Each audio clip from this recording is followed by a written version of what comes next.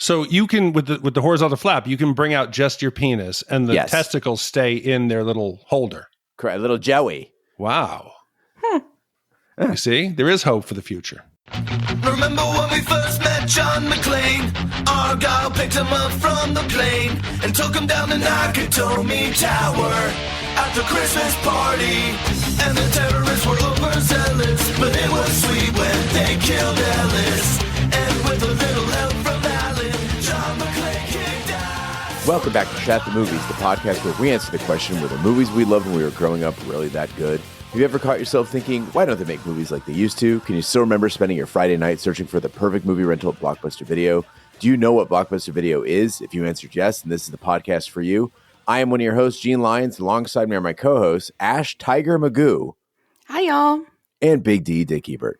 Good evening. And each week we take a look back in time and decide if our favorite films still hold up. The movies we cover are chosen by you, the listeners, who generously commission the films you love. If you'd like to see all the movies we have covered, will cover, want to choose one for yourself, please visit shatpod.com and have a look. At the end of each podcast, we'll provide you, the audience, with the number of wipes each movie would take to get off your respective butts. So thank you so much for listening. If you have not already, hit that subscribe button and share with a friend. That's how we help the podcast grow. Additionally, subscribe to our sister podcast, Shat on TV, where we review TV series such as Westworld, Taboo, American Gods, Game of Thrones, True Detective, Lovecraft Country, and Watchmen. Find all the information and past episodes at shatpod.com/TV. And finally, to hang out with us live, follow and subscribe to our Twitch channel, shatpod.com/Twitch, where we play video games, host watch parties, and edit this podcast live.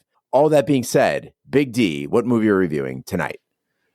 Gene, tonight the podcast will go someplace we've only gone 4 times before, and that is Australia. So we were very excited when one of our listeners from Down Under, Dan, decided to commission the 1992 Australian drama, Romper Stomper. When Dan wrote in and said, "Hi, Shat Crew. I'm a big fan of the pod, as is my mate, Chico Barker, although he prefers being called the Chico Factory. We're a couple of Aussies that first got into the podcast during the pandemic, and it really did help us get through while living in London, well away from home, so thank you.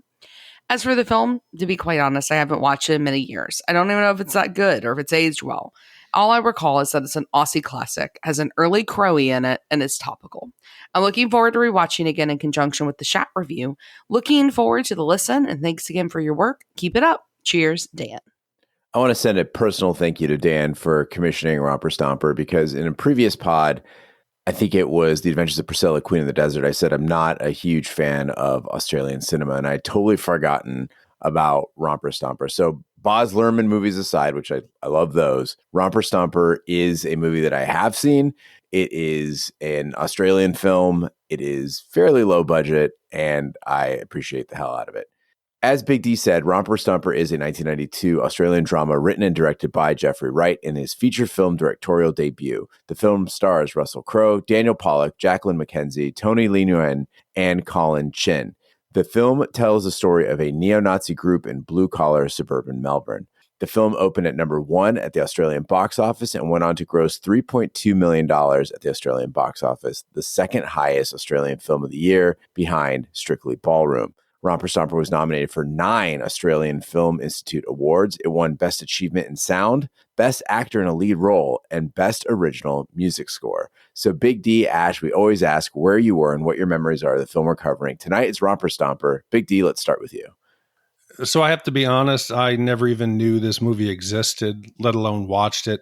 When I saw the poster, the cover art, all I could pop into my head was Clockwork Orange, ironically, which is another film I've never seen. He's wearing, the white outfit. It seems similar. I never even read the title or saw what it was about.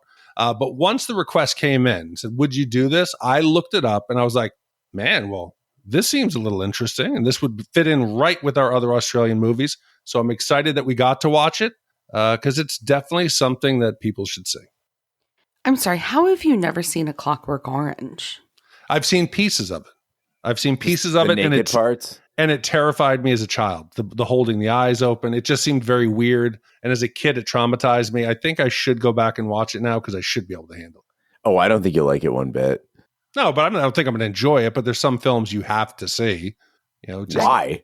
It's cinema. We are podcasters. Cinema. We are reviewers of the movies. I love the fact the way that you just pronounce it, cinema.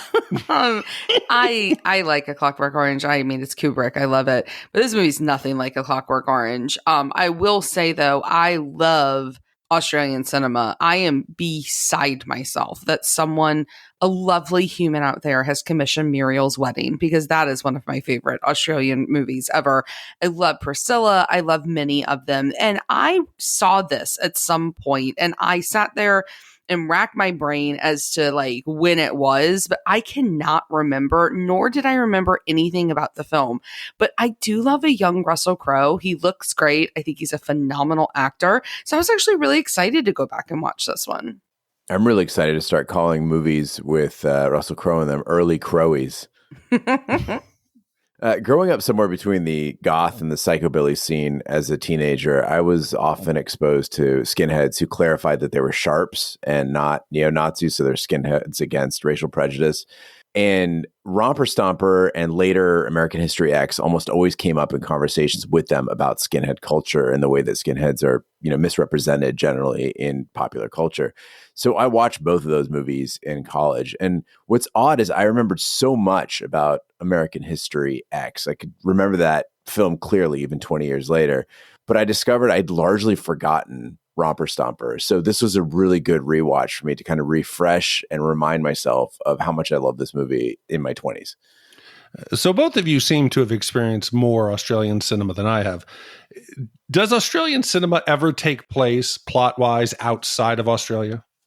I mean, if you count Baz Luhrmann films, then yeah, because those are generally set in New York or Europe. And so I think that in that sense, but oddly enough, I don't think we usually refer to Baz Luhrmann as Australian cinema, right? It's a different flavor. There are certain aspects to, I think, Australian cinema that, at least from the films that I've seen, that are kind of the hallmarks of an Australian film. And one of those is being set in Australia. I can't think of any big ones that weren't.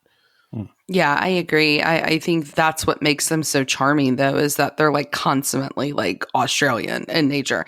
They deal with Australian issues. They deal with Australian characters and Australian life in a way that's like very different than American cinema. And I think they're really, really charming. Not that I think this movie is charming, because I don't think this movie is charming, but I think a lot of Australian film is super charming for that reason. And I think that's why a lot of Australians take pride in the films, because they're about their experiences. There's never been somebody who's reviewed one who hated them. So I'm excited to go there one day. We have a couple listeners down there who I've communicated with, but Australia seems like a pretty cool place. Well, let's lace up our boots, slap on our braces, and hit the trailer. From Australia comes a film which exposes the reality of racial violence in Melbourne. Hatred, fear, and ignorance are their weapons. Nominated in 1992 for 9 Australian Film Institute Awards. Romper Stomper.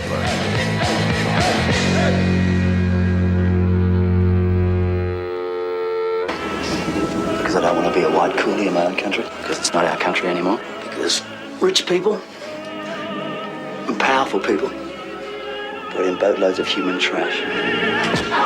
Maybe you got him enough now, Hando. Don't fuck me, I'm against! You want to knock over a house, do you? I want revenge. Who the hell are you? We came to wreck everything and ruin your life.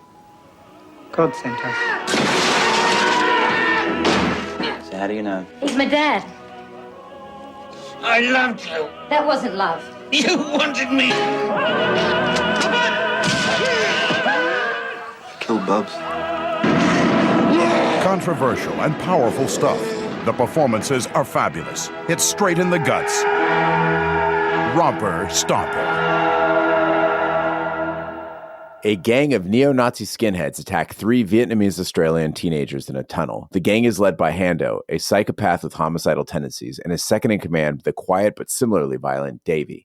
At their local pub, Hando and Davey meet Gabrielle, who suffers from random seizures the day after her sexually abusive, affluent father, Martin, has her junkie boyfriend arrested. Gabrielle begins a romantic relationship with Hando, which quickly becomes dysfunctional as he becomes increasingly abusive toward her. Okay, so Don't get me wrong with what I'm about to say. I think the opening of this movie is awful. I think when Russell Crowe just starts hitting that guy repeatedly, just beating him down, like it's scary, it's violent. But, Big D made a point in another podcast that we've done recently about how we've seen like so many movies at this point, right? So we begin to kind of recognize things or it's impossible to not compare movies we're reviewing to like other movies that we've previously seen or reviewed. And I cannot help but feel like major American History X-Files is like Eugene were referring to in the opening. I think that this is similar in a way, but the opening of this film, a lot of it just doesn't hit me in the same way that American History X did. And I know we aren't judging that movie here, but it's very difficult for me to separate the two. I actually wound up watching this twice to make sure I was giving it its due and not just comparing it to American History X. But that movie, American History X, is like ingrained in every part of me. It like was such a disturbing experience to watch. And Edward Norton, he's like this raw nerve that's so menacing with every single scene. And so you just read the description of Hando here, that he's like got psychopathic tendencies. I don't feel that from him the same way you do from Edward Norton from the opening curb stomp. Now, part of it may be that this is going to be an unpopular opinion probably, but like Russell Crowe is really hot in this movie. Like he's super hot. And I think maybe he's too hot to be scary at the start because he's in that badass coat. Like he just looks stylish as fuck and amazing. And it's just different. And I didn't find it to be like anywhere near as intimidating throughout, which made this movie a bit of a hard watch for me. It's certainly a difference in styles between Romper Stomper and American History X. I think American History X really was hyperbolic. It focused in a way to kind of get a reaction from you. It shot things in a way that was supposed to elicit, a reaction. But Romper Stomper, I think, goes much more for what things really look like more of a documentary sense. As a person who's exposed to a lot of violence and who trains in violence, the way the skinheads attacked the Vietnamese felt more real to me than American History X. Like, yes, as you mentioned, Ash, it lacked the psychological terror of getting curb stomped, but that first attack, it looked a lot more like a real life assault, because when you see a real life beatdown, it's unskilled attack. There's not a variety to it. Like in movies, they're always doing like spinning kicks and doing all sorts of crazy shit, and nobody hits somebody the same way twice. But in real life, if there's one punch that works, that punch just keeps coming, or that hammer fist that Russell Crowe's throwing down. Unskilled attacks, sheer numbers that you just cannot overcome. And Russell Crowe in particular, he looks like a guy who's beaten down a few people in his day. Like the way he's beaten that guy looks very real to me. So, Jane, I'll take you as the expert. I'll take your knowledge in this area. But I think the problem is then the way it's shot. It's shot in a way that the fighting would not be realistic. Quick cuts, you don't focus or get the big picture of the action. When they do focus on people, it's almost in a comical way. It didn't feel scary to me. You can say the fighting, I understand the chaos of it is more real, but the shooting of the scenes and the setup, it was a little more amateurish. So I think that detracts from the fact that the fighting might have been authentic. And I'm a little confused as we're initially meeting the gang. We see them during the tunnel assault. They're going to go to the bar. They go in there. And as they enter the bar, we first meet, there's two drag queens. So I'm like, oh shit. One of them looks like a vampire. The other one looks like Robert Smith from The Cure. I'm like, okay, we're going to get another attack on the LGBT community. We're going to see that the neo-Nazis, their hate is widespread. They don't just hate the Vietnamese. And then I'm surprised because they come in, there's no violence. So I'm like, why are the Nazis so cool with these two drag queens? And I'm embarrassed to say that about 25 minutes later, I realized they weren't drag queens. They were just unattractive Australian young women. I can't be the only one who got mixed up in this. Was anybody else confused with the characters of Meg and Tracy? Okay, so no, but then I read your notes. And so I went back for a third time and rewatched the opening of this movie. And I was like, okay, like I could see where he's getting this from, because yes, I think some of their makeup choices are pretty unfortunate, but drag queens, I mean, they're not that bad. They just look like this time period's like style. Yeah, I would say that again, that's that realism, because if you hung out with, punks and goths of the era, that's what they look like. And I think a lot of that comes from self-esteem and acceptance. So conventionally attractive people, just like tall people, right? They're instantly more popular and therefore they generally stay mainstream. Growing up, we all just understood that the goths and the punks and the rockabilly kids were going to be kind of weird looking, like even without the makeup and the hairdos, just objectively not the most attractive people you've ever seen. So you have to sort of redefine beauty. A person who's conventionally attractive in one of those alternative scenes was very, very rare and almost exalted, like beyond all others, because most of us look like trash. And when we first meet Hando and Davey, the movie wants us to know who they are. It like puts their names on screen. And Big D, I could hear you cheering from like 5,000 miles away. Like, yeah, they're going to simplify this shit for me. And honestly, more movies need to do this. If you're out there and you're making a movie, put the names on the fucking screen. It's so much easier to remember everyone's name if you just freeze frames for a second. This is Hando. This is Davey. But then Romper Stomper just stops doing it. And that really sucks, because in the next scene, we get to see a guy named Pommy Bill. And it's when Gabe's dad pulls up to her place, and there's a second car that pulls up, and this giant dude gets out in a leather jacket, huge mustache, and I wanted them just to freeze frame on this guy with maybe some accompanying information. It's like Pommy Bill, 6'7", giant mustache, leather jacket, jumps out of cars and beats up junkies, here to help. Because that's all we learn about Pommy Bill. We don't know what the fuck is going on with him. He's just here to help. I don't even think he's beating him up. He's more holding him, shaking him, and slapping him. That's what Pommy Bill does. Slapping and holding and shaking. But I have to tell you, I did really appreciate this, especially when we're in films where like the accents aren't ones that we're generally used to and that sometimes are like really difficult to understand. I found myself going, fuck, I wish they had done this in Trainspotting.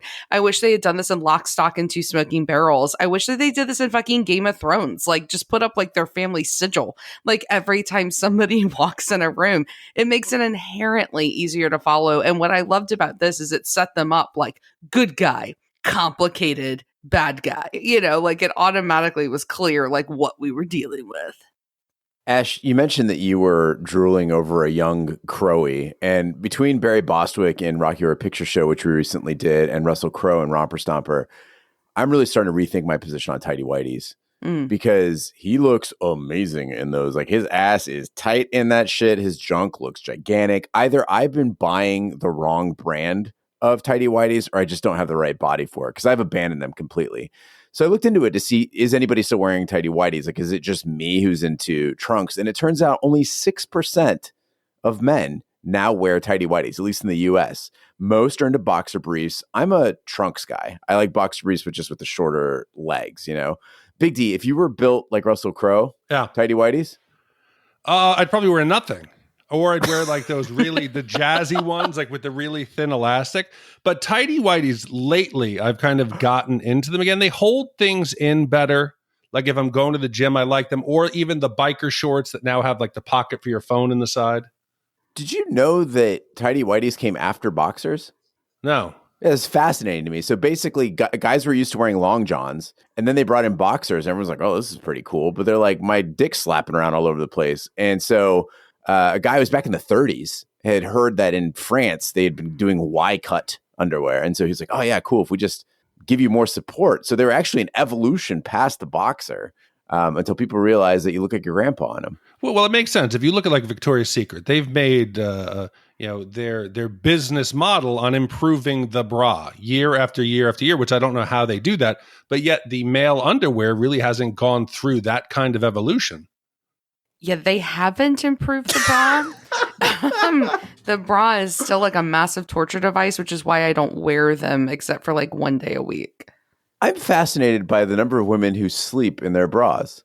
I would never sleep. That sounds horrible. How the fuck can you sleep with that thing on?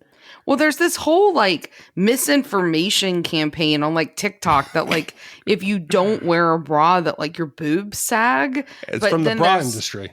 The bra right, lobbyist. but then like there's like an actual scientific study that shows if you do wear them, they actually sag worse because they're not used to gravity, right? But I don't know. I think they're absolute torture devices, and never ever buy them from Victoria's Secret. They're the worst. The best bras are at Target. But I don't understand why the male underwear is not taking any kind of leap forward. I've seen now they have ones that have like a pocket in the front.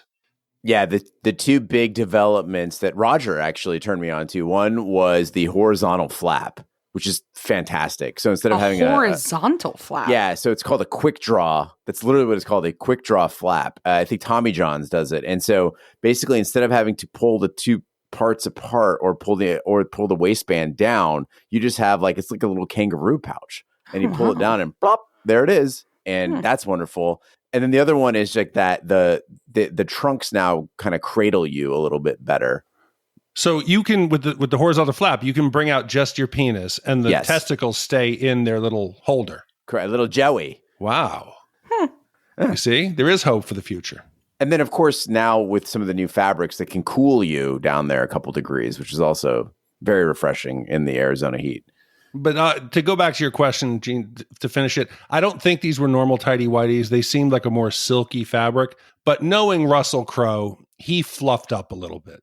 That frontal like shot, you could tell he had. It was everything was lined up, laid out in the most presentable way he could have presented himself. So, Ash, if you had to choose Russell Crowe in the tighty whities or Edward Norton in the boxers, which way are you going? Oh, I mean, Russell Crowe, because Edward Norton, I think, like looks like your pervy uncle. Even when he was younger, still looked like your pervy uncle. You heard it here first, folks. Edward Norton, your pervy uncle. After the gang vandalizes a shopping mall, friends visit from Canberra, one of whom has joined the Royal Australian Navy. The next day, two boys go to a pub, which has just been sold to a Vietnamese businessman.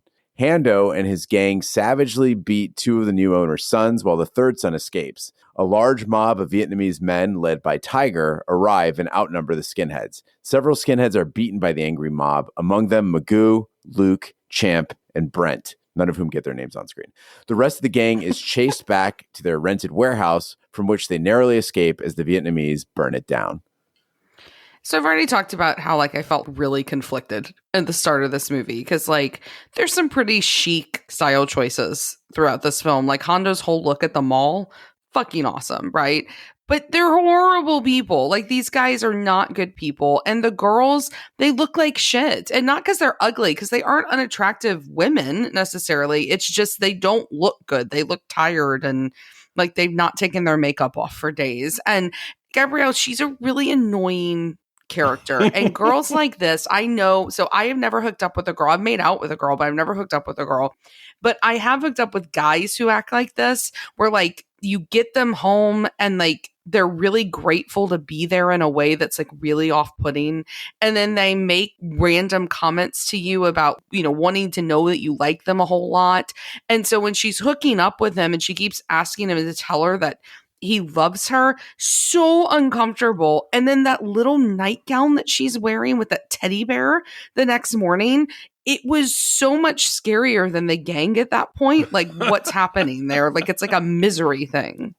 Big D has talked before about talking your way out of getting laid. I think there's another aspect to that, a parallel aspect to that, which is listening too much and listening yourself out of getting laid. Because I can't tell you how many times like someone was talking and I was like, nope, it's not going to happen. If you just go, yeah, you just, you know, keep working. I mean, obviously not if they're saying things like, no, thank you, and please get away from me. But if they're talking about their mom or whatever, just sure, yeah, okay. And he really fucks up when he takes her home. Young men and women out there, heed sage old Gene Lyons' advice. Always learn someone's supernatural beliefs before sleeping with them. This is a must, because after they fucked and she starts talking about wanting to give birth to her own mother, you can see he's looking out the window. He wants to be anywhere but in that bed. We've all been there. You know what I'm talking about. You had a good lay, and then the next day they start talking. You're like, oh, fuck, I hope we don't have to go to breakfast. Learn from our mistakes, kids. Don't do it.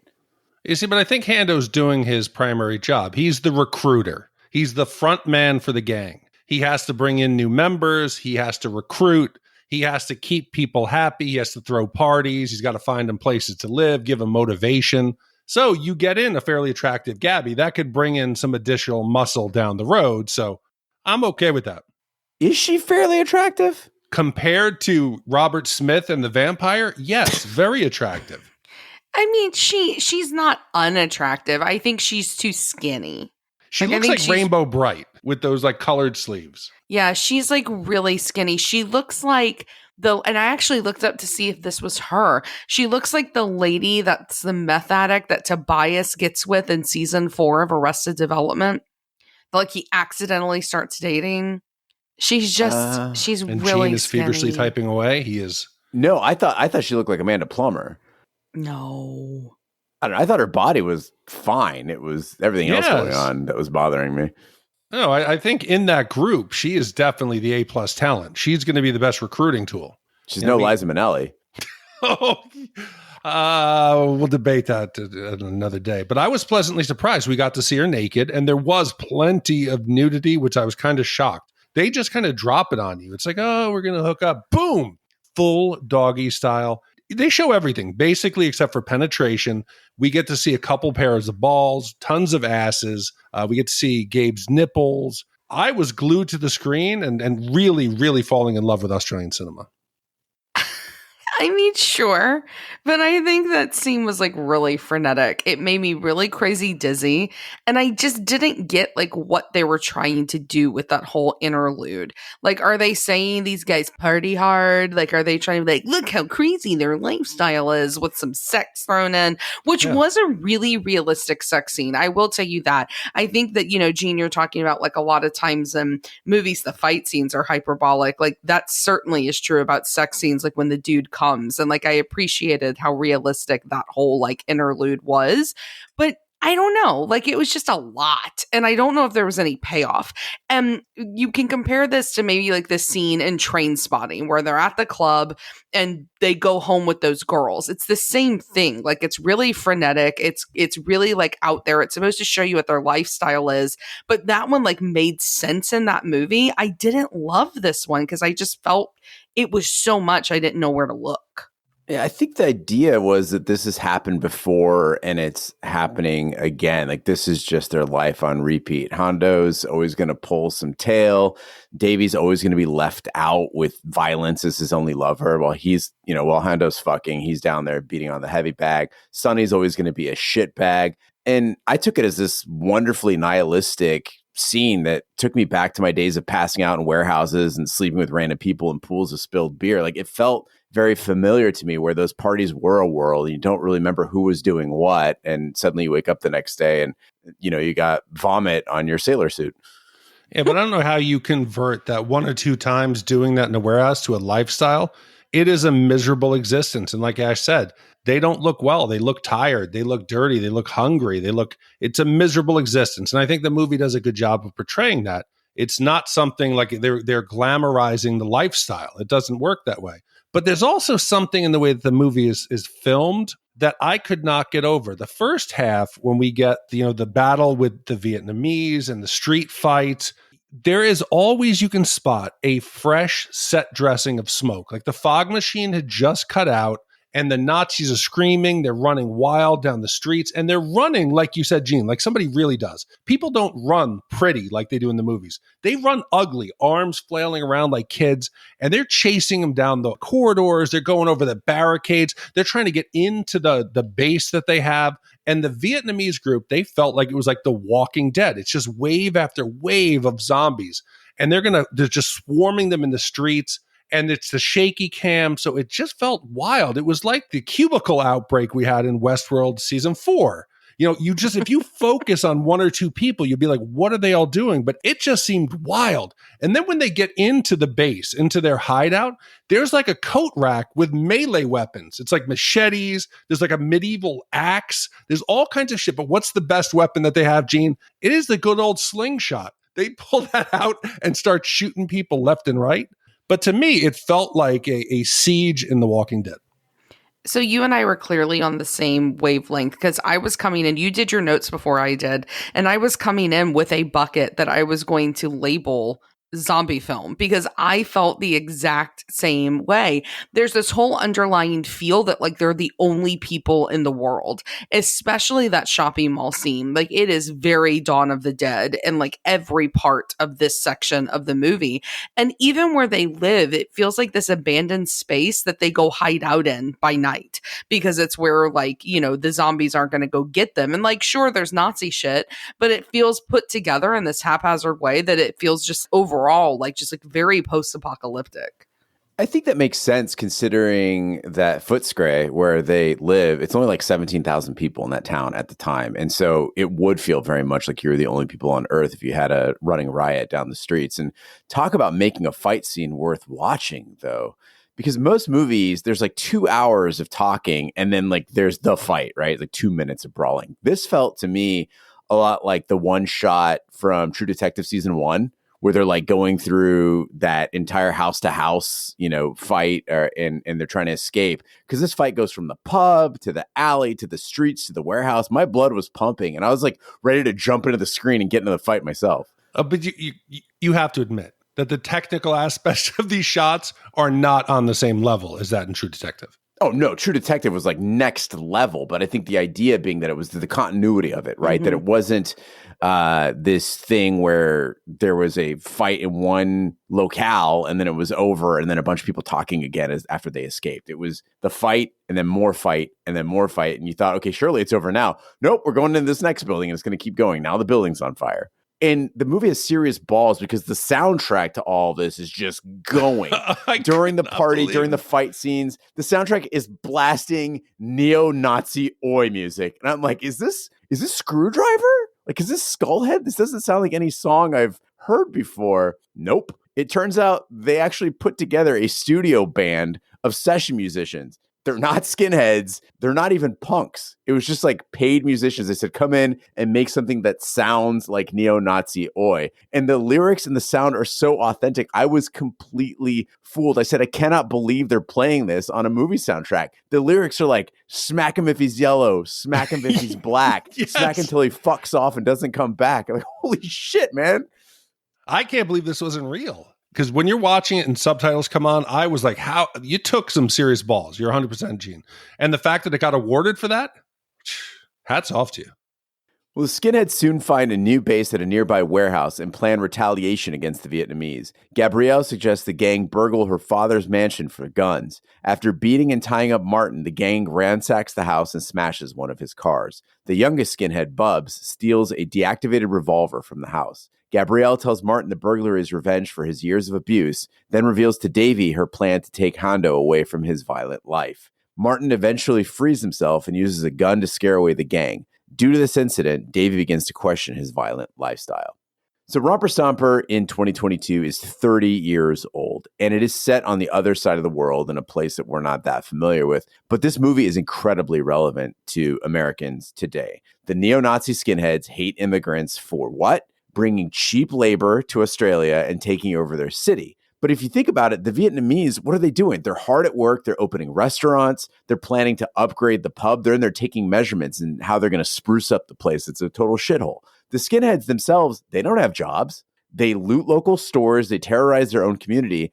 And there's a scene where Davey buys a Hitler Youth knife, and we learn that they get paid on the dole. Like they're actually on welfare. They're a drain on the government that they claim is exploiting them. And this sort of right-wing contradiction, it's alive and well across Europe and the United States today. It was shocking to see how relevant it was from 30 years ago. And Gene, I'm glad you brought up that knife because there's a part of this film that I don't know if it's a plus or a minus. You're talking about the rough nature of it. There is an amateurish feel to the way the film was made and constructed.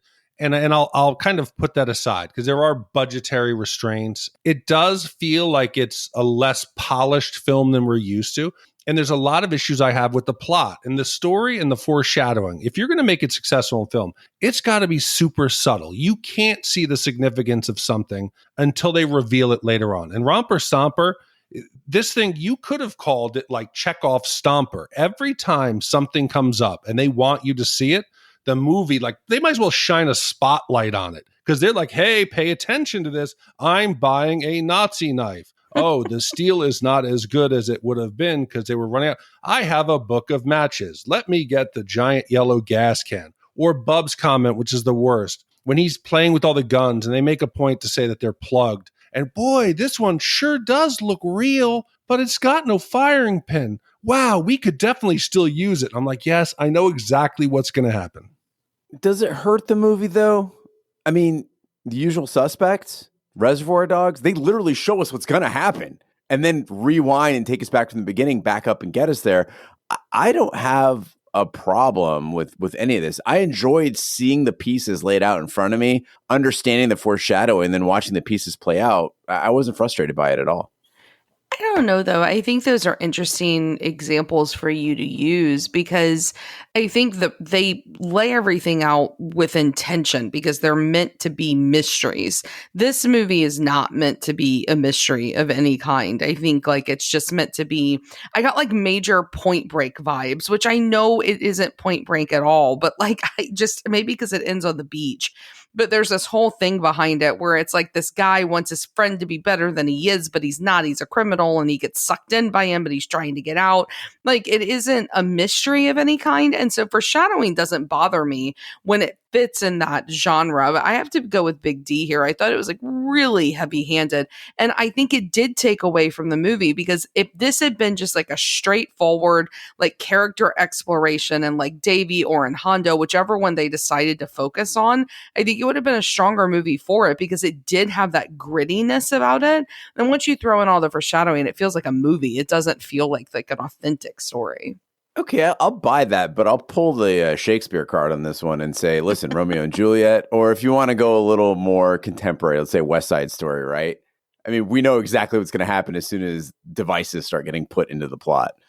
Sure. I mean, but like you're also talking about like a dramatic, art where they told the whole story in the prologue. It ends with like two star-crossed lovers who take their life. Like, they lay literally everything out. And West Side Story is a modernized version of Romeo, right?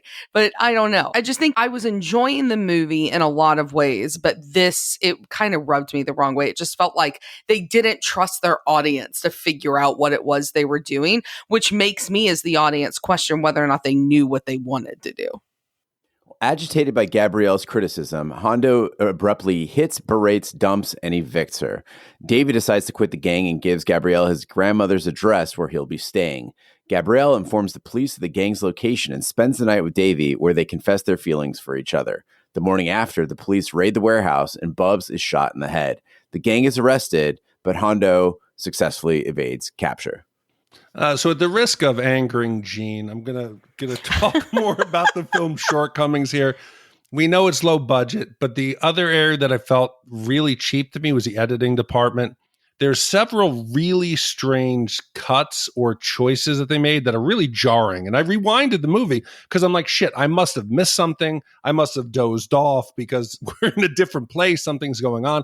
One of the really weird cuts is they're going through the matchboxes. They're in the shed in the back of Davey's grandmother's place. They're looking at them. And then we hear a grandfather clock like gong. And I'm like, oh shit, Vecna's here. This is Stranger Things. It's going to go to the upside down. Then all of a sudden it does become night and they're in the middle of having sex. So I'm like, holy shit, what just happened? I got to rewind. Then it immediately goes to the next morning. And that's when Hando shows up and he says, I've got a plan. It smash cuts to a guy on the floor. He's being choked. His eyes are bulging out. And then it's the next night there. And I'm like, what just happened here? I feel like there are parts of the story that are missing. And the end, they were struggling to button up the plot. Yeah, so first, totally felt the Vecna thing. I don't know if I'm going to ever be able to hear another like chime without like wanting to like put on like headphones and play like a song like that. That has ruined me for life. But I also agree that what it felt like is it felt like they were in like the editing room and they just did one of two things. They either just kept adding or they cut random shit without wondering if the movie still made sense. Like it was one or the other. And I think that it made it really hard to watch because at first I was like, okay, well, maybe they're doing this to show how stressed Hando is. And so, like, he has to strangle the guy in the convenience store because, they're trying to get away. Or maybe, we're supposed to see that this is just how quick things happen or it's in real time. But I couldn't find a way to make it all make sense and to find an excuse for it to feel just as like messy. And it was like patchwork almost at the end. First of all, I don't know what the fuck a Vecna is, but you don't better want to know, you better Gene. put in your Kate Gene, Bush you and run up don't that wanna hill know what a Vecna is. You don't. as soon as you hear that chime, sir, or you're gonna fly Vecna's in the bad air. news, Gene. You're going to start flying around. Terrible, terrible things. Yeah, but Big D, say they did gradually take us with connecting scenes or dialogue between all these moments. What would it do? It would make the movie 15 minutes longer, and it would really add nothing. And who knows? Maybe we'd see them pulling up to the gas station, and you'd be like, they totally foreshadowed Hondo strangling that convenience store worker. I knew it the whole time they were driving to a gas station. What else are they going to do there? No. I thought it was fair. jumpy, but it kept the energy high. The energy high. This was like doing like 3 cans of Diet Mountain Dew. I want to see why Hando Wow, is that has. your idea of living extreme? Oh, that did sound At least kind go of Baja Not Blast or something. it's not even a bottle. 3 cans. 3 cans.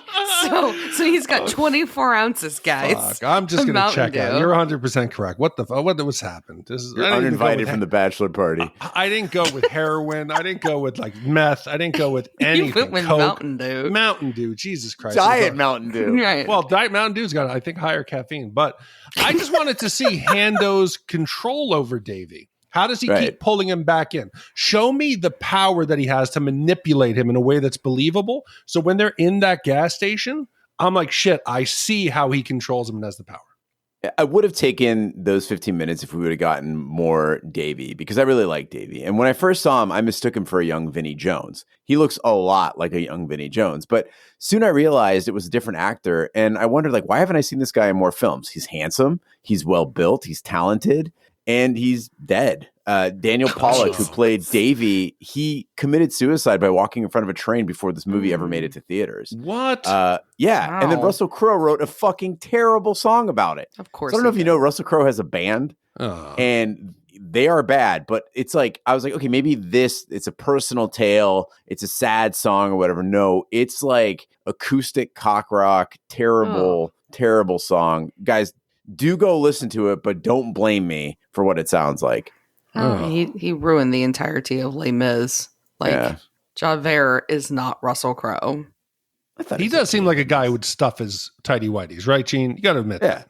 With He'd bad fluff music. up a bit or maybe just, tug on it a bit. I Just think there's anything wrong with that. I mean, like I wear a push-up bra. Other guys can fluff. I think it's fine. Don't Shove shame up the a bit. fluff. Yeah. That's good. Once they start having pants with cleavage, maybe. Yeah, that's different. Arriving at Davey's grandmother's apartment, Hondo finds his friend in bed with Gabrielle. The trio go on the run, and Hondo strangles an Asian service station worker during a robbery. After driving all night, they stop at Point Addis, Bell's Beach. Gabrielle overhears Hondo trying to convince Davey to abandon her, so she sets their car on fire and admits to tipping off the police about the gang's whereabouts. Hondo attempts to strangle her and drown her in the surf, and Davey, desperate to save her, stabs him in the neck with his Hitler Youth knife. As a busload of Japanese tourists looks on, a weeping Davey attempts to comfort a petrified Gabrielle as Hondo's corpse gazes lifelessly out at the ocean.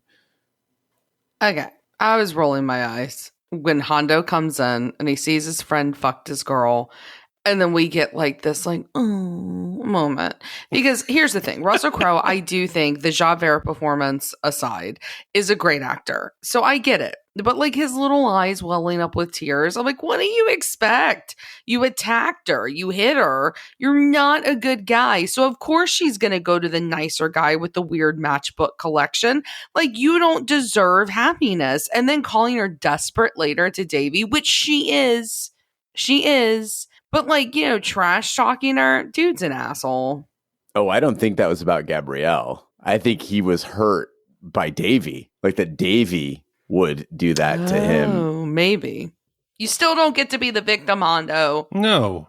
But is it ever okay to sleep with your best friend's ex? Like, Yes. is there a time limit or a series of actions that you could do that makes it valid? What if like they get married? Are all bets off? Like, when is it okay to hook up with your best friend's ex? I think once they're okay with it. Once you're emotionally released. No, you understand what I'm saying here. Wait, which one's okay with it? I'm saying when your best friend is okay with the breakup, when he no longer loves or has that emotional tie, it is okay. It is completely fine to do that. The King Bee asks me like on a regular basis about one of my ex-girlfriends. He's like, is it okay now? Like, can I go do it now? And I'm always like, no, that's disgusting. But I personally avoid it because the idea of having sex with one of my friends grosses me out. Like, no offense, Big D. But like if you'd hooked up with somebody, if I tried to hook up with them, all I would think about was you hooking up with them. And it's like such a turnoff that it'd be, again, not specific to you. That's hurtful. You can't get that out of your head, you know? I thought that would have gotten you aroused. Yeah? I'm like an anti like Viagra. I'm the anti-aphrodisiac. I actually make Gene want to not do anything. But yes, listen, Gene, do you care about this woman? No. So then who cares? Tell King Bee, go have fun. Let her have fun. I agree. Like Hando says, let bygones be bygones. Let the past go. Yeah, I think it's completely fine. Like, I mean, unless they're still like in love with them, and then that's kind of messed up. And don't lie. Don't lie. But if there's no emotional connection, who cares? Go do you. Just let them know if they like anything weird. All right, King Bee. You have my permission. Oh, and she likes weird shit. Well, there you go. He'll have a great time. He'll drink 3 Mountain Dews. It'll get energetic. It'll be fancy. He might go 4. He might go 4. Shit. Maybe he'll go for the red one. Gene, you better hope that he doesn't come back now and say, okay, well, this happened. Because that's a betrayal. You got to be honest with this. Oh, no. If it had happened, he'd be fucking knocking on my door right now. Oh, he would. That's the kind of guy he is. So this is hard to say, but in a movie that is about neo-Nazis and racism and violence and ethnic hate crimes, I felt like the worst thing this movie does to insult the Asian community is that final scene. Gene read it, the Japanese tour bus. It comes up to this beach. Oh, there's a car on fire. And what has to happen? But every single member of this tour group gets out, all Asian, and all of them have elaborate camera setups. We're not talking just like quick Polaroid or one shot. There's on the shoulder video cameras. There's these giant, what are the ones with the lenses? The DSL, the single, what are those ones called? DSLR? Yes, DSLR. There is a whole bunch of people out there. They're all smiling, giggling, not knowing what's going on. And I felt very uncomfortable. I was thinking this is racial stereotyping, like the movie had not demonstrated before. I read it as a confirmation of Hando's worldview. Like, he wasn't wrong in this aspect. What he decided to do about it was wrong, but there is a symbolism to all of this. Like, he's lying on the beach. He's spilled his blood for Australia. In a fucked up way, but he has. He's looking out on a tide while being victim to a tide that he can't beat, right? Immigration is going to beat him no matter what. The cards are stacked against him and his type. It's a source of cheap labor, and globalism has made it so that white Australians no longer are the apex predator in their own country. Again, I'm not saying that I sympathize with the neo-Nazis. What I'm saying is that his worldview is confirmed. Like, these are real things that are happening. And in trying to preserve their identity, they become a freak show curiosity for tourists. I love that you're trying to make this movie deep. I think that's awesome. Thank you. I do. I think everything you're saying is so smart. I think it's like really beautiful, but I also just don't think that's this movie. No. I think this is Point Break.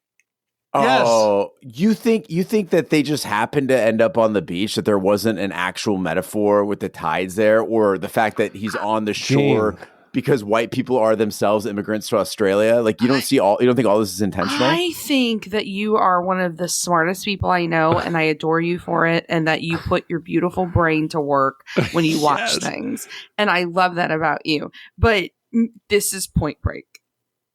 But think of Point Break. Think of how prescient he was, because listen, Footscray now. Okay, look at Footscray now. So we saw Footscray in 1992, right? Which is actually a depiction of Footscray in the 80s, right? Now think of it in 2022, right? It's gentrified. Sure. Check out these facts. The majority of the residents in Footscray, 60% of them were not born in Australia. Right. Okay, so it's no longer an Australian city in that sense, right? The industrial sites that they were living in, essentially, that had been dilapidated, they're now closed, and they've been converted into what? Bars, nightlife, restaurants, the arts, right? Time Out magazine put this in the 50 coolest neighborhoods in the world for 2019. Like Hondo's death, it wasn't just a villain getting stabbed in the neck. This was old white Australia dying. Gene, this is you writing fanfic. None of this is on screen. None of the characters expose any feeling or any elaborate explaining how they feel and what's going on and feeling lost, other than just, what are you doing here? This isn't your island. He literally explains this to Gabrielle in his bedroom. I will give you that part, right? Like, I will give you that explanation. But I think that, again, this is where a movie like American History X is a stronger film than this one. Because I left this movie going, okay, so fucking now what? Because, like, yes, Hando died, which I think is good because he's bad. But, you know, you got Gabrielle super desperate. She doesn't love Davey. Like, Davey's going to get sick of her. Like, you know, he's gonna be, oh my god, he's become the killer he never wanted to become, and he's so sad and all that. And I'm just going, okay, but like, what's the point? Like, where's the takeaway? I'm kind of left feeling like so now what? And I don't mean like what happens in their life. I mean, what the fuck was the point of this movie? Because neo-Nazis, we all can agree, are bad. Right. But I think obviously what is interesting about them is exploring why they believe that they do and the economics behind why they believe the way that they do and feel the way they do. That's why a movie like the one with Ryan Gosling, where he is the Jewish neo-Nazi, is so interesting. That's why I think American History X is so interesting. And I leave both of those films feeling empty and like the world means nothing, because it doesn't. But like this movie, I left going, okay, neo-Nazis are bad. Russell Crowe is dead. And I was waiting for Davey to pull out his gun and shoot it toward the sky while screaming like Keanu Reeves, because it's fucking Point Break. This is not Point Break. This is picture of extinction. Like, this is what happens when a flawed ideology and damaged people come together. This movie could have ended three ways. There were three options they could have gone with. One, everybody dies. They're on the beach. They're all dead. The Japanese tourists show up. What happened here? Two, Davey becomes a lawyer and he fights for immigrant rights, and they have some kids. And then Gabrielle dies a few years later from a seizure, and they bury her under a tree overlooking the ocean or something like that. Or three, because the tide nothing. got her too. As you know, the tide swept her up too. Yeah, and Dobby's there. It's amazing. And three, nothing. It's a free elf. Today is a good day to be with friends. But three is that nothing happens, and that's what I like. Nothing. It's just, it's empty. It's nihilistic. But nihilism doesn't mean that you assign meaning beyond like what's in front of you. So I will give you the perfect nihilistic ending for me would have been genuinely if they all would have died. I think that would have been interesting for like the Japanese tourist bus to have stumbled upon them and like a bunch of beached whales out there and then take pictures and it end, because like when you're a neo-Nazi, you're signing up to be with bad people, right? I think that would have been a fine ending. And actually, I think it would have been a stronger ending if like somehow like they had all killed each other. I think Hando should have killed Gabby. I think she should have been dead. I think Davey and Russell Crowe kill each other, you know, very Hamlet here if we want to go Shakespeare. But I just didn't find anything beautiful about this story in terms of like there being any philosophical underpinning other than, again, Hondo's bad. Neo-Nazism is no good. Like, no, I can't be with you this week. I'm sorry. No, thank you. Thank goodness. I feel like I was getting picked on by a bully, Gene, the academic, and I went out and I found my bodyguard, and Ashley came and defended me. You're welcome. And it was a beautiful thing. She's your Polly Bill. You guys are leaving out, and I'm eager to hear what Gene thought of it. When the two women put down their cameras and say, "Are they all right?" Gene, I was wondering if that meant they were wondering, the violence against women, what is it doing to the younger generation today? Is it deteriorating the fabric of relationships? What's going to be the future of Australia? Should we be here? Should we go back home? Gene, what was meant by that statement? I mean, when I look at conservative social media, that's my response too. I just look at it and go, are they all right? Dude, so really, that's what it was. I love it so much. It's okay though, because I like it here. She's going to have a seizure. She's going to get buried underneath a tree with a sock, and she'll be a free elf too. It's perfect. Well, now it's time in the podcast where we give our Shat score for Romper Stomper. The Shat score is our way of telling you how many wipes this movie would take to get off your respective butts. 0 wipes. The perfect movie. It is having sex with your best friend's crazy ex in your granny's cottage. And 5 wipes is an absolute disaster. It is barfing on your own Royal Australian Navy uniform while visiting your neo-Nazi skinhead mates on shore leave. Ash, we'll start with you. What is your wipe score for Romper Stomper? So I didn't love this movie. I think it's a lot. I didn't really get the point. I thought it was kind of pointless and not in a fun way. I think it suffers in comparison to a lot of better films than it. But I will be honest, Gene Lyons, you've made me think that maybe I'm a little harsh in my score. I originally was going to give this 3.5 wipes, but your passion and you're assigning what could have been a philosophical explanation, which I want to go out on official record here and say, I don't think the filmmakers were this smart, but I think it is beautiful, your explanation. So I'm going to take off a half a wipe of what I originally was going to give it. I am. It is my right, Big D, sir, to take off a half a wipe here, but I still think it sucked. So I'm saying it's 3 wipes, not 3.5, but a solid, meaningless, not in a comforting, nihilistic way, just meaningless 3 wipe film. Well, I need to just call an instant replay here because I want Gene to acknowledge I changed my score. I made it worse than I originally done before you declared that you were going to change yours. So my score change is not punitive. As long as yours is not like some shitty like 0.17 or something. No, I think the movie's bad. I don't think the movie's good. What did you think I was watching? No, I mean that you didn't give it like a 3.17. No, like Gene would. Gene, weird I'm already scared of Gene tonight as it is. I would not push him any further. Okay, good. I got you, Big D. Okay, thank you. I just choose to see the beauty in the world. It's like a paper bag. It's the most beautiful thing I've ever seen. Ash, you mentioned Point Break, and that gives me a great starting point for my wipe score. A lot of movies that highlight a violent subculture follow the Point Break formula. There's an outsider. That outsider is introduced to the exciting lives of an exclusive group of scofflaws. He becomes seduced until the lines are blurred, and he ultimately must make a choice between a failing way of life that cannot be sustained and a moral path. We've seen it in Great Street Hooligans. We've seen it in The Lost Boys. I would argue that Romper Stomper is different because there are no good times in this movie. There's not any point where everyone's like, oh my God, this is so much fun. We're having the best time. The skinheads are outnumbered and losing from the start, and it just gets worse. Their situation is hopeless. They're deplorable people. And the messages on immigration, on economics, on populism, on being an outcast, and the concept of insurmountable change, they're poignant and they're enduring in this movie. Plus, Russell Crowe and Daniel Pollock, I don't think you guys are giving them enough credit. They are outstanding in their roles. They are. So for me, this is a 1 wipe movie. Wow, so I'm going to go the complete opposite way after Gene's thoughtful explanation. I'm giving this 3 wipes. I felt nothing. I thought it was not produced very well. I thought it was an amateurish film. And Russell Crowe, I found myself being like, wow, that's young Russell Crowe. And wow, that's young Russell Crowe. But other than that, the way I'm going to judge this is I'm going to say, of all of our Australian films, this is my least favorite.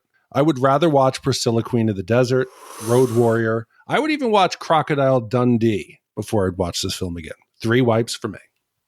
All right, with 3 wipes from Big D, 3 wipes from Ash, and 1 wipe from me, that gives us an average wipe score of 2.3 repeating wipes for Romper Stomper.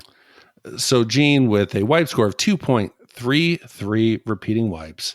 That now ties this film in the 156 spot with a whole bunch of films. Rocky IV, Point Break. How does this always happen? Casino, Demolition Man, The Money Pit, Bram Stoker's Dracula, The Santa Claus, Ronin, Young Guns, Species, Harley Davidson, The Marlboro Man, The Great Outdoors, and vice versa. Dracula seems like a crime here in that mix, but Point Break, I would say, yeah, they're in the same zone. I think it's a little bit better than Point Break. But Dan, Chico Factory, I hope you guys liked the pod. I hope that you felt that my score, at least, was fair. And remember who your friends are here in the States. And with that, let's get to our voicemail for the week. Hey, guys, it's Adam from Philly. So just wanted to give you a little insight into my morning routine, right? So this morning, I finished the Reservoir Dogs pod, which was great. I love Tarantino just as much as you guys, and definitely recognize how important that movie is.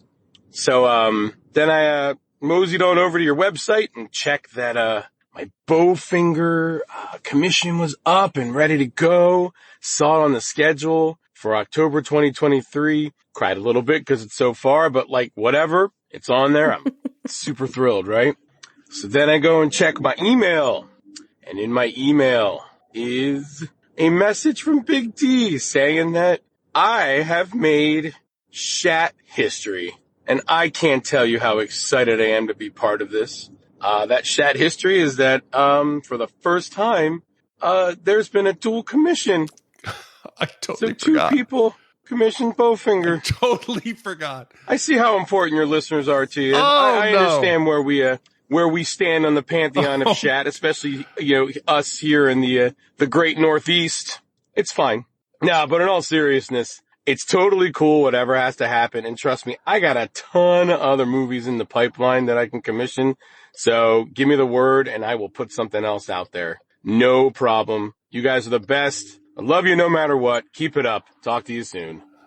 Oh, I wish you could have seen my face. It was turning red as this went on. I completely forgot to get back to you. I totally apologize.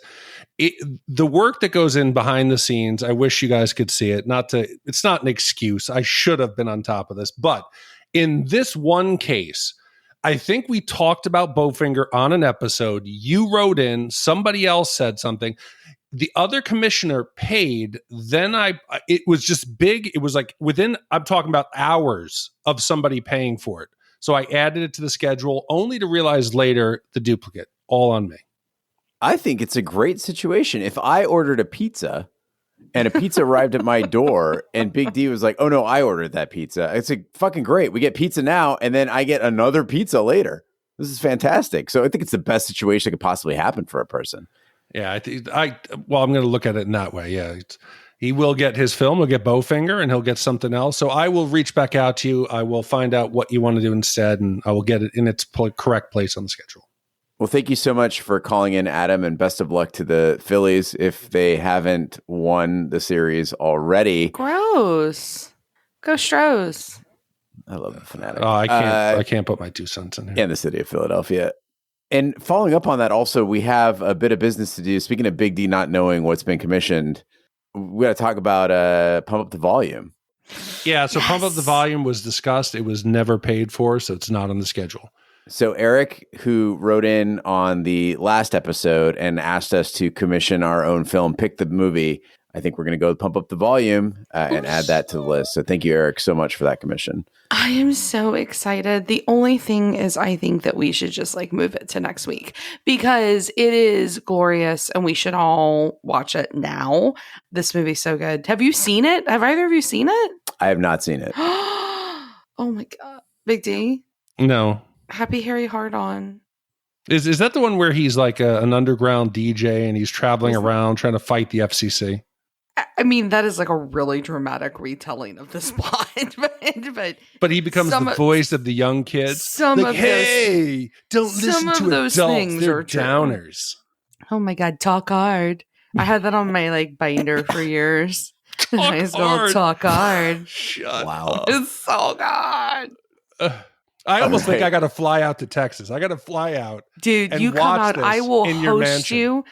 Okay, sorry. But I will host you in our loft, which is where we watch films, and you are welcome to come. I will host both of you. I will show you the best things about Houston, and we can watch this together because it is glorious. Good boobs in it too. Y'all will like that. Samantha Mathis. Okay. All right. I think I got to make it happen. Yeah, let's put it on the calendar. All right, Big D, what do we have coming up next week? Gene, next week, Woody Harrelson and Juliette Lewis are 2 young, attractive serial killers who become tabloid TV darlings thanks to their sensationalistic press led by Robert Downey Jr. The press reports the pair as they go on a 52 people killing spree, a controversial look at the way the media portrays crimes, commissioned by Chris W. Came out in 1994. Oliver Stone. This was a big one, controversial one, and I think it will be right up there. It's a perfect movie for Shat The Movies. Well, thank you, Chris, for that upcoming commission. Thank you, Dan and Chico Factory for Romper Stomper. And thank you to all the commissioners who make this podcast possible. That concludes this week's episode of Shat The Movies. Be sure to follow us on social media and share with a friend. We're on Facebook, Twitter, Snapchat, and Instagram at Shat The Movies. Email us, host@shatthemovies.com. Support the podcast by shopping our Amazon affiliate link, buying our merch, or commissioning your own movie. Find all that information by visiting our website, shatpod.com. Also, check out our sister podcast, Shat on TV, where we review TV series such as Lovecraft Country, Westworld, True Detective, Taboo, American Gods, Game of Thrones, and Watchmen. Find all the information on our website, shatpod.com/TV, wherever fine podcasts can be found, including Apple Podcasts, Google Play, Stitcher, and YouTube. Be sure to subscribe. And if you stop by Apple Podcasts, please leave a 5-star review. That helps the podcast grow. On behalf of my co-hosts, Ash and Big D, I'm Gene Lyons, who can't decide if he wants to pronounce it Hando or Hondo. Be sure to join us next week for the following movie. Hando.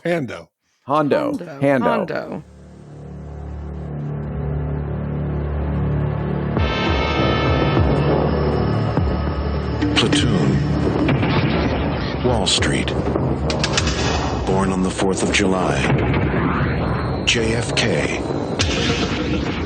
Oliver Stone's vision has changed the way we saw our past. Now he takes a look at where we are and where we're going, and you will be shocked at what he sees.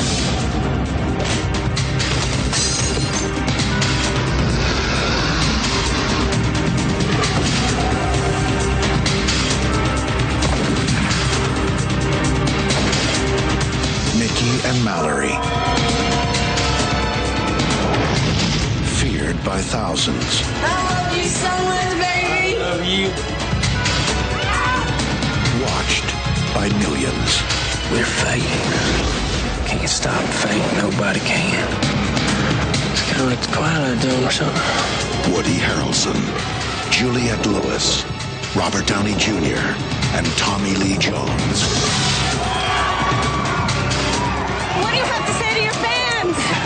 You ain't seen nothing yet. Natural-born killers. In the media circus of life, they were the main attraction.